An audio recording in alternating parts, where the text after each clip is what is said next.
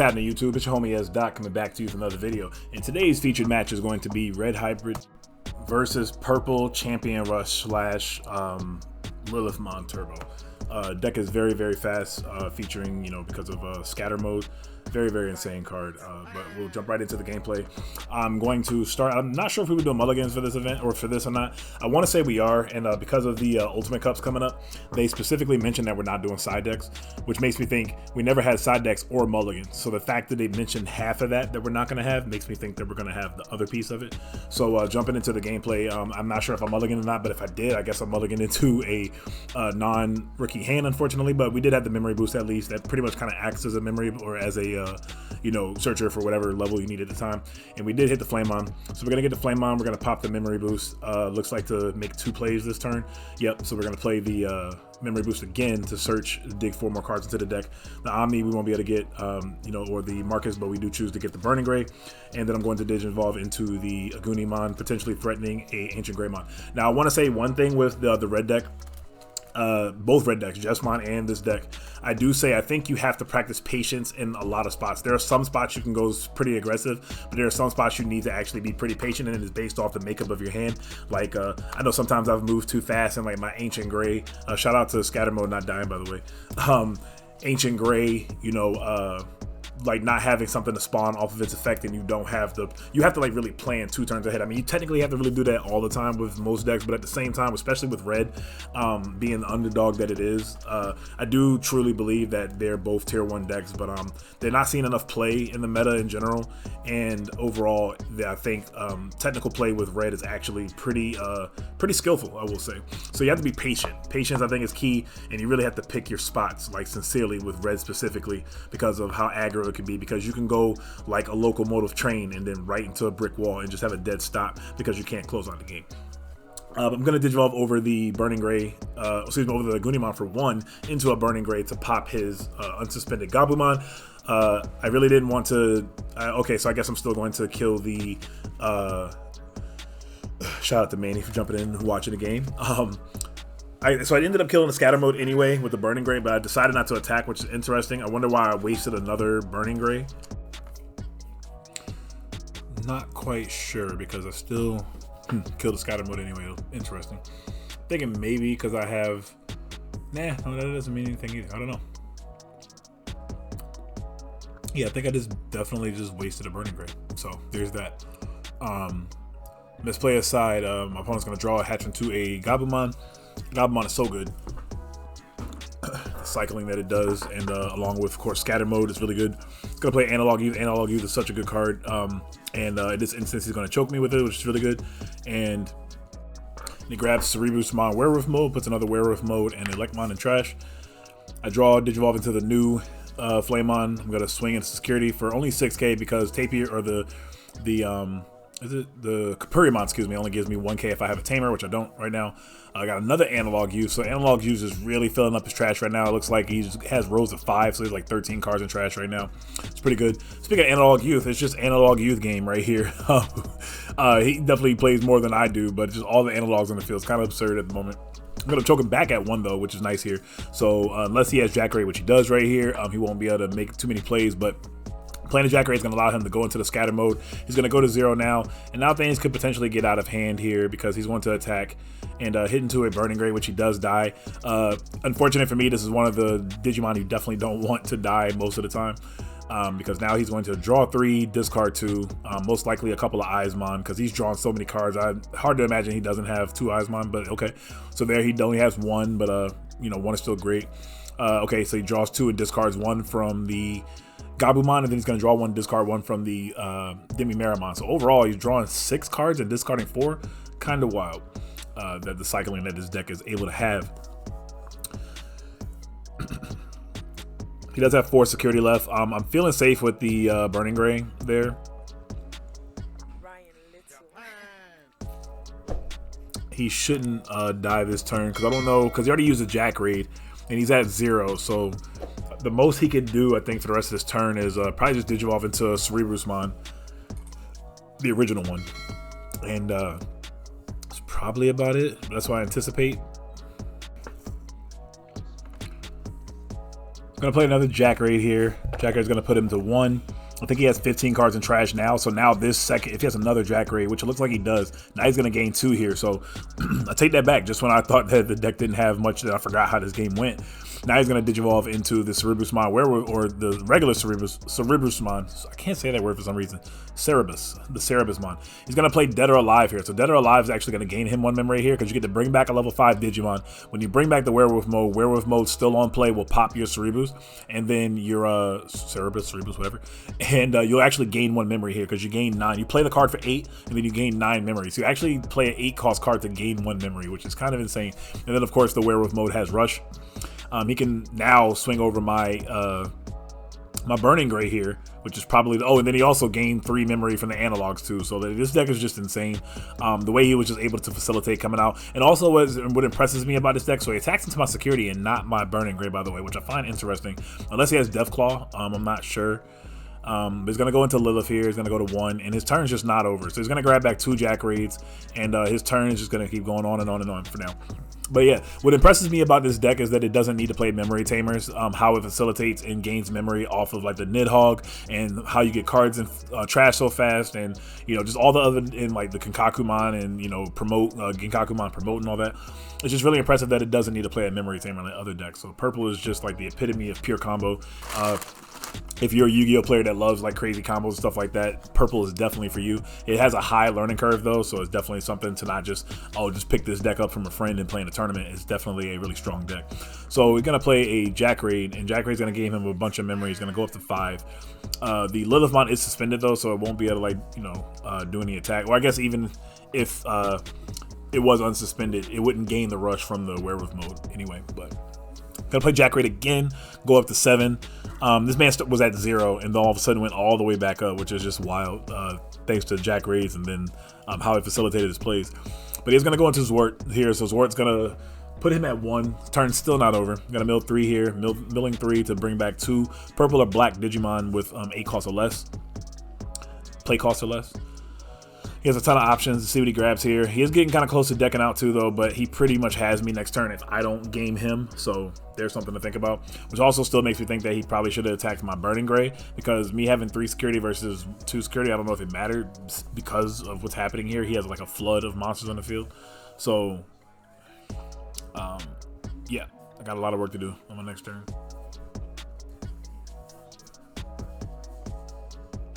I guess we can call that misplay for misplay, because I burned the extra Burning Gray for no reason, and then he didn't attack my burning. I don't know. He has 4 cards left in deck, but I don't think he has to worry.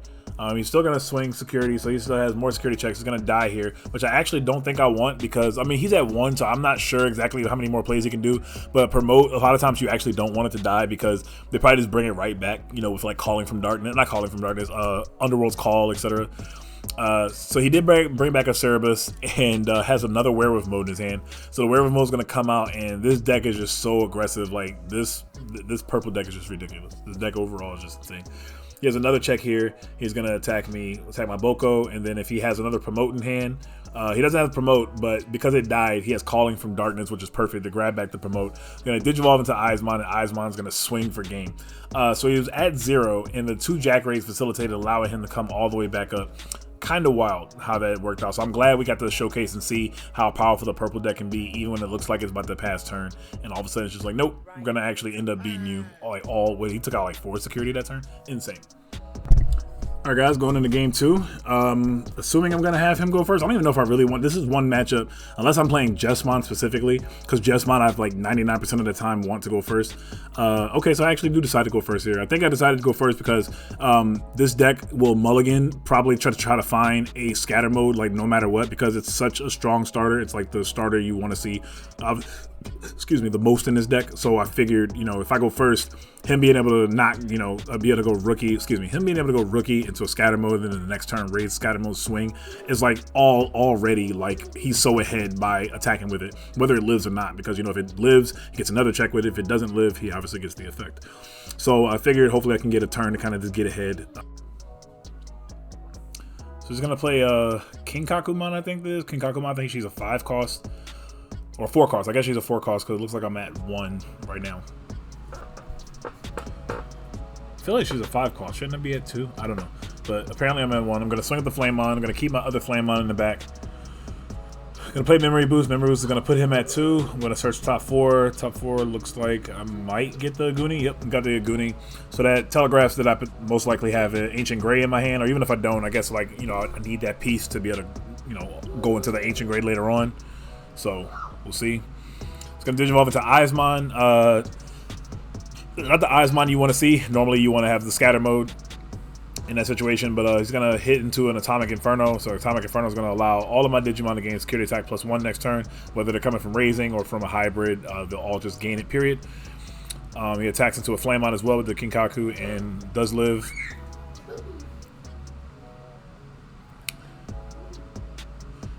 See what else he decides to do. Definitely a lot slower game for him this time, as you can see. When you don't have scatter mode is life. Scatter mode is life for this entire deck. It literally is like your starter. It's like the main, just about only starter you really want to see. I guess a Cerberusmon would have been good there. Cerberusmon would have been solid there. I'm gonna pop Memory Boost. We're gonna go back to 3 here. Analog would be pretty solid here because Analog would put me at 1. Then I can attack with a Aguni, pay 2 memory, go to 1 on his side, attack. Ancient would die, Analog would trigger, tap to gain a memory. I'll stay at my turn, hatch another egg, etc., etc. So that'll be a pretty damaging play going into next turn. This is also pretty good too here. 17k is going to be uncontested most likely by this deck. The highest DP that this deck has is a Omnimon Zwart, which is 15k. I'm going to attack it to security, so 17k is going to be 5 checks. I guess, oh yeah, I think I made him 17 because if I ran into a Zwart, I would just die, and I didn't want him to die prior to the checks. And then because I had the Omni, that's why it didn't matter.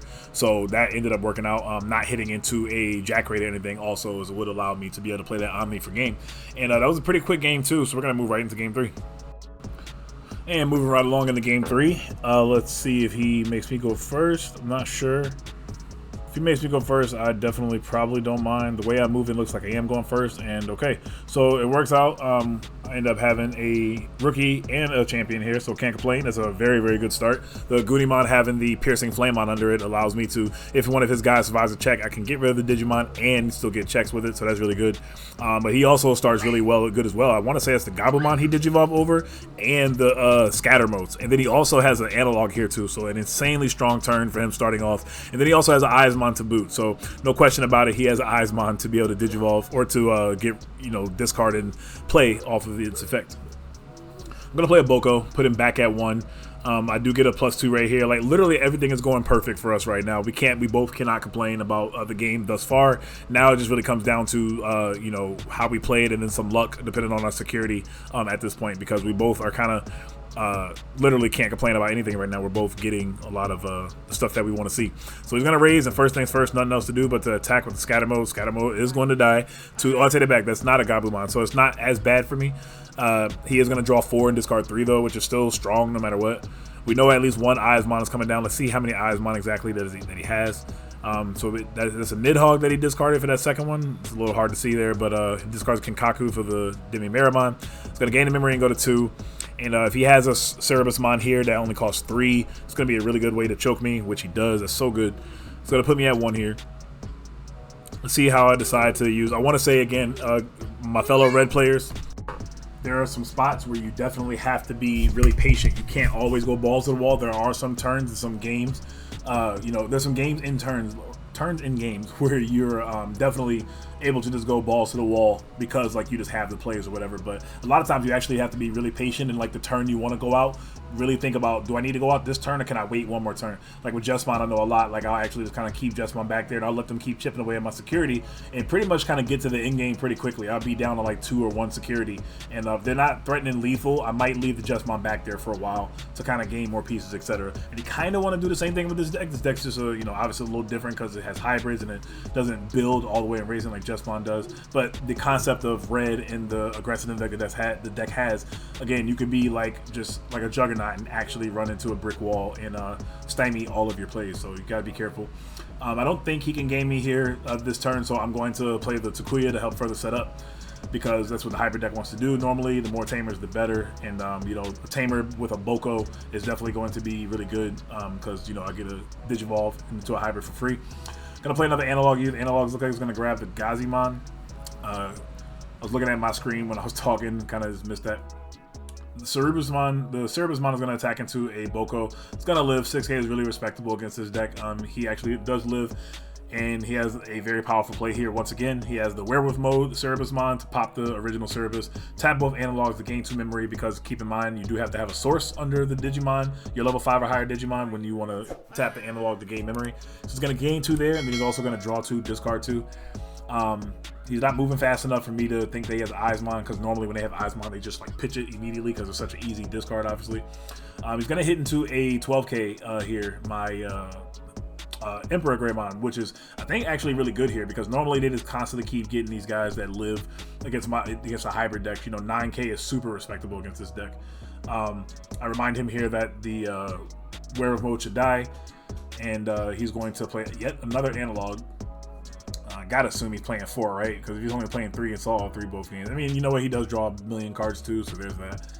Looks like he grabbed the Lekmon, I want to say. He's gonna go to 0, so he still has more plays.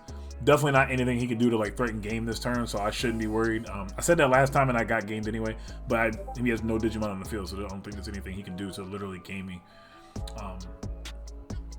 He's going to play Call In for Darkness, choke me at 1, don't blame him. Doesn't have any value there, doesn't do anything, because you have to delete a Digimon in order to add 2 purple level 4 or lower, or 5 or lower, or 2 purple Digimon from your trash. But I'm going to Digivolve into Burning for free here. Burning is going to have 8k. I'm going to Digivolve into Aldemon. Aldemon is going to put me at 0 here. And Aldemon's going to swing for 14k and 2 checks total. 14k is highly respectable. The only thing, oh wow, 2 Eismon in security. So just lucked up there that he didn't happen to have Eismon in his hand. So if he was wondering where they were, well, there they are, security. That's how it goes. Whatever you're looking for, yeah, just count on it being in security most likely. I'm going to Digivolve into a Burning Gray over the Gunimon, which I think was, I wonder if that was better than, or maybe I just don't have the Ancient Gray. Ancient Gray would have, oh no, Ancient, that would have put him at 2, so I'll take that back. I think I just sacrificed not playing the Ancient Gray here, and I just Digivolve for 1 to choke him at 1 here. He has to have Jack Raid here, which he probably does. If he didn't have Eismon, I'm assuming he definitely has to have Jack Raid. But it looks like he's actually going to attack with the Goblimon, which I'm fine with, because I'm kind of surprised that he didn't have like a Jack Raid into like, you know, a level 4 and continue going from there. So I have 1 security left. Not a ton to worry about. There's no white hybrids for him to go. Well, he can't Jack Raid anyway because he doesn't have any purple Digimon. And that's another thing that's really big too. So if he has any purple options to play, he can't play, or that he wants to play, he can't play them because he has no purple cards on the field. So I don't know if he planned for that to happen like that. And just like I was talking about, he's playing Jack Raid, and I let him do it at first, and then he gains 2 again. And I think I eventually catch it. I should catch it eventually. I think, okay, so when he played the 8 cost card, I think that's where I finally remembered that he didn't have, yeah. I think this is where I ended up letting him know, I was like, oh shoot, you don't even have a purple Digimon on the field to use that card. And he's like, oh wow, you're right.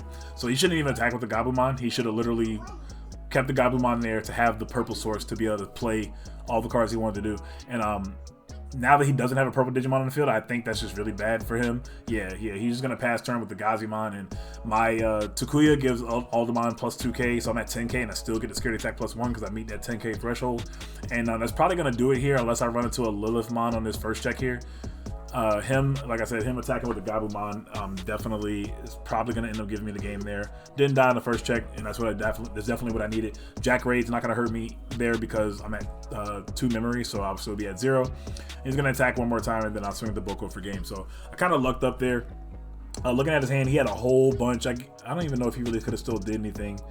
He had a Dead or Alive to bring back the Werewolf mode, but even then he didn't have a Cerberus to pop. So I just lucked up that the way the makeup of his hand, you know, worked out. He just was able to take it before he really found the whole puzzle piece and put everything together.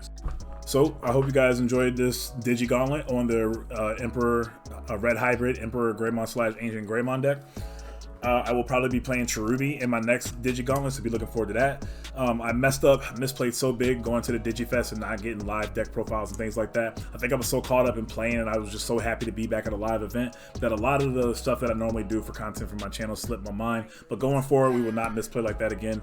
Gen Con is the next event to hopefully look forward to, as they hopefully announce a Digimon event for it, and I would definitely get a lot of live content there, as well as a vlog, etc. So be looking forward to that. Be looking forward to a new segment of something that I would really It really looking forward to putting together for you guys. It's on a topic that it's talked about in the Digimon community here and there, but not like widely enough, and I think it's very important. So be looking forward to that coming from me soon, and I'll catch y'all in my next video. Y'all know what it is. Y'all have a great day or night whenever you're catching this video. This is homie S. Dot heading out. Y'all stay on y'all progression, no question. Peace.